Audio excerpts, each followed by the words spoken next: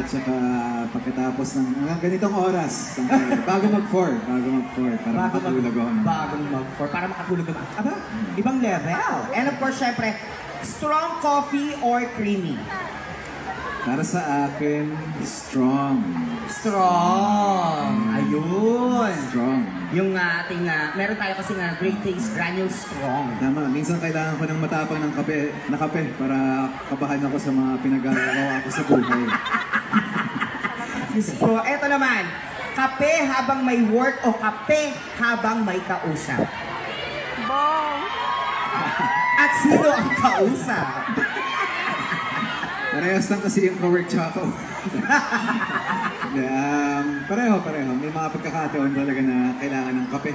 Lalo na pag maaga lagi or medyo mahaba yung araw sa mga trabaho. Pero mas masarap talaga rin magkape kapag may kausap. Oy! Eto naman, matapang na role o matamis na role?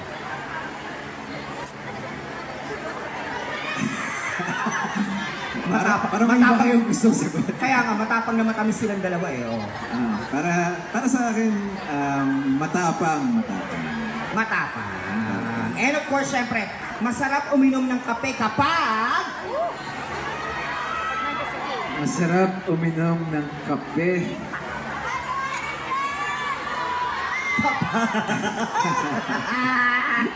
Ano ba't ako'y kinikilig? Nakakainis. Pinipili ko yung mga salita ko, baka... May mag-upload. Ang daming sabi.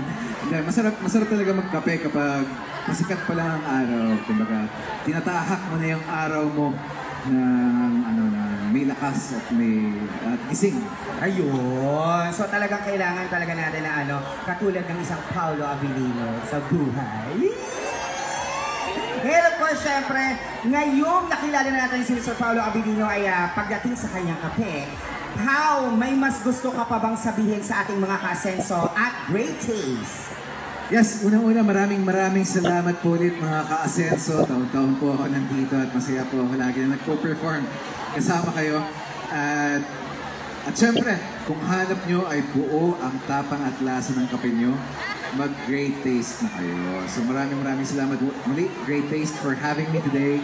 And also last year, sila rin po ang kumuha sa akin. I hope today felt great, just like having a cup of Great Taste Premium. Maraming salamat po sa inyo. Yes! And of course, syempre, hindi ka muna namin pabababain. Aabusuhin na natin si Mr. Paolo Abilino dahil mag-grupi tayo kasama kayo, mga ka-asenso! Akala ko may fast talk ulit.